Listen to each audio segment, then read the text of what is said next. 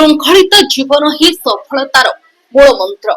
ଭବିଷ୍ୟତ ଗଠନ ପାଇଁ ଛାତ୍ରଛାତ୍ରୀ ଜୀବନରେ ଶୃଙ୍ଖଳିତ ହେବା ଆବଶ୍ୟକ। ଏଭଳି ଉପଦେଶ ଦେଇଛନ୍ତି ସମ୍ରାଟ ସ୍କୁଲ ଅଧ୍ୟକ୍ଷ ସତ୍ୟନାରାୟଣ ମିଶ୍ର।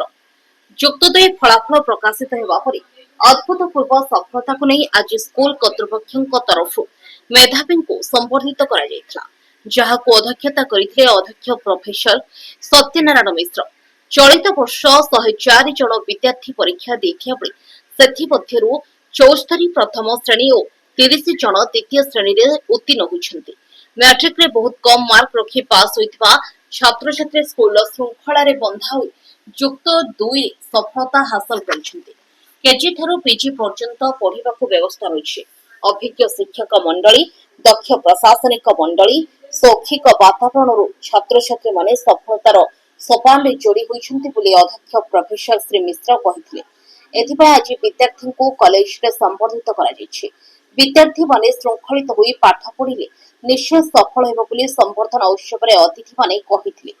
କଲେଜର ଛାତ୍ର ନୀଳାଞ୍ଚଳ ସାହୁ 94% ନମ୍ବର ରଖିଥିବା ବେଳେ ସୌମ୍ୟରଞ୍ଜନ ମହାନ୍ତି 93%, ମହାଲକ୍ଷ୍ମୀ ପ୍ରଧାନ 90% ମାର୍କ ରଖିଛନ୍ତି। ଚଳିତ ବର୍ଷ ପିଜି ଶ୍ରେଣୀରେ ବିଶ୍ୱବିଦ୍ୟାଳୟରେ ସମସ୍ତ ବିଶ୍ୱବିଦ୍ୟାଳୟ ମଧ୍ୟରେ ସମ୍ରାଟ କଲେଜ ଛାତ୍ରୀ ସର୍ବେଷ୍ଠ ବିଶ୍ୱାଳ ପ୍ରଥମ ସ୍ଥାନ ଅଧିକାର କରିଛନ୍ତି। ଅନୁଷ୍ଠାନର ସଫଳତା ପାଇଁ ଓଡ଼ିଶାର ବିଭିନ୍ନ କୋଣ ଅନୁକୋଣରୁ ଛାତ୍ରଛାତ୍ରୀ ଏଠାକୁ ଆସି ଅଧ୍ୟୟନ କରୁଥିବା ସେ କହିଛନ୍ତି। ଆଜିର କାର୍ଯ୍ୟକ୍ରମରେ ଆଇନଜୀବୀ ସୂର୍ଯ୍ୟନାରାୟଣ ଚୌଧୁରୀ, ପ୍ରଶାସନିକ ଅଧିକାରୀ ଡକ୍ଟର ତ୍ରିନାଥ ସାହୁ, ନିର୍ଦ୍ଦେଶକ ରବୀନ୍ଦ୍ର ଦାସଙ୍କ ସହ ସମସ୍ତ ଅଧ୍ୟାପକ, ଅଧ୍ୟାପିକା ଓ କର୍ମଚାରୀ ଉପସ୍ଥିତ ଥିଲେ। 600ରୁ 562 ନମ୍ବର ରଖିଛି। ବିଜ୍ଞାନ କ୍ଷେତ୍ରରେ 2024 ଶିକ୍ଷାବର୍ଷରେ ସମ୍ରାଟ ମହାବିଦ୍ୟାଳୟରେ 526 ମାର୍କ 562 ମାର୍କ ରଖି ଉତ୍ତୀର୍ଣ୍ଣ ହୋଇଛି। ପ୍ରିନ୍ସିପାଲ ସାର୍ଙ୍କ ଶୃଙ୍ଖଳା ଅନୁସାରେ ଆମେ ସବୁବେଳେ ଅନୁସରଣ କରୁଥିଲୁ, ତା ଅନୁସାରେ ଆମେ ଫଳ ପାଇଛୁ। ସାର୍ ଯେମିତି କହୁଥିଲେ ଆମେ ରାତି 12 ପର୍ଯ୍ୟନ୍ତ ପଢୁଥିଲୁ, ସାର୍ ନିଜେ ହିଁ ଜଗୁଥିଲେ। ସାର୍ଙ୍କ ପରିଶ୍ରମ, ଭଗବାନଙ୍କ ଆଶୀର୍ବାଦ ଆଉ ବାପା ମାଙ୍କ ଆଶୀର୍ବାଦରୁ ଆମେ ଆଜି ଏଠି ପହଞ୍ଚୁ। ମୁଁ 10ମ କ୍ଲାସ୍ରେ 83% ରଖିଥିଲି ଆଉ ଏବେ 89% ରଖିଛି।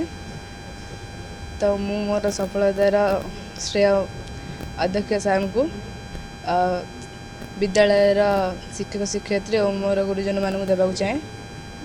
ଆଉ ମୁଁ ଆଗକୁ ଯାଇ UPSC କ୍ଲିୟର କରି ଜଣେ IAS ଅଫିସର ହେବାକୁ ଚାହେଁ, ଦେଶର ସେବା କରିବା ପାଇଁ। ଦୀର୍ଘ 2 ଦଶନ୍ଧି ଧରି ଆମେ ପିଲାଙ୍କୁ ଭଲ ମଣିଷ କରିବାରେ ଆମେ ସବୁବେଳେ ଚେଷ୍ଟା କରି ଆସିଛୁ। ଆମେ ଏବଂ ଆମ ପରିବାର ତଥା ଆମର ଶିକ୍ଷକ ମଣ୍ଡଳୀ ସମ୍ରାଟ ପରିବାର ସବୁବେଳେ ସମାଜର ବିଭିନ୍ନ କାର୍ଯ୍ୟକ୍ରମରେ ଆମେ ନିୟୋଜିତ କରିବାକୁ ଚେଷ୍ଟା କରୁଛୁ। ଯେତେ ଆମେ ସମାଜରେ ଏବଂ ସମସ୍ତଙ୍କର ସାମୂହିକ ସ୍ୱାର୍ଥ ଉଦ୍ଦେଶ୍ୟରେ ନିଜକୁ ବ୍ୟବହାର ହେଇପାରିବ ଏବଂ ବିଭିନ୍ନ ପରିବାରର ବିଭିନ୍ନ ବର୍ଗର ବିଭିନ୍ନ ଶୃଙ୍ଖଳାର ପିଲାଙ୍କୁ ଆମ ଶୃଙ୍ଖଳାରେ ବାନ୍ଧି ରଖି ଗୋଟେ ସଫଳତାର ଶୀର୍ଷରେ ପହଞ୍ଚାଇ ତାଙ୍କୁ ଗୋଟେ ଶୈକ୍ଷିକ ବାତାବରଣ ସମାଜରେ ତିଆରି କରିବା ପାଇଁ ଆମେ ଅନୁପ୍ରାଣିତ କରିଛୁ। ଏଥିପାଇଁ ଆମେ ଶ୍ରେୟ ଦେଉଛୁ ଆମର ସମାଜକୁ ଏବଂ ଆମର ଯୋଉ ବ୍ୟବସ୍ଥାକୁ ଏବଂ ସମସ୍ତ ଅଭିଭାବକ ମଣ୍ଡଳୀକୁ। ଆମ ପିଲାମାନେ ନିଶ୍ଚୟ ଭଲ ମଣିଷ ହେବେ ଏବଂ ରାଷ୍ଟ୍ର ଗଠନ, ରାଷ୍ଟ୍ର ସେବା କରିବା ପାଇଁ ନିଜକୁ ନିୟୋଜିତ କରିବେ ଏବଂ ପ୍ରତ୍ୟେକ ଗାଁ, ପ୍ରତ୍ୟେକ ସହର ଯୋଉଠି ରୁହନ୍ତୁ ସେମାନେ ଜଣେ ଦକ୍ଷ ମଣିଷ ହୋଇ ସମାଜକୁ ସେବା କରିବେ। ଆମ ସେ ଯୋଉମାନେ ଶୁଭେଚ୍ଛା ଅଛନ୍ତି ଆମ ସମାଜର, ସେମାନଙ୍କୁ ଆମେ ନିମନ୍ତ୍ରିତ କରିପାରୁନୁ। ସମସ୍ତଙ୍କ ଅନ୍ତରରୁ ଶୁଭେଚ୍ଛା ଦଉଛୁ। ସମସ୍ତଙ୍କ ଆଶୀର୍ବାଦରେ ଆମ ପିଲାମାନେ ଜଣେ ଭଲ ମଣିଷ ହୋଇ ରାଷ୍ଟ୍ର ଗଠନ ନିଜକୁ ନିୟୋଜିତ କରନ୍ତୁ।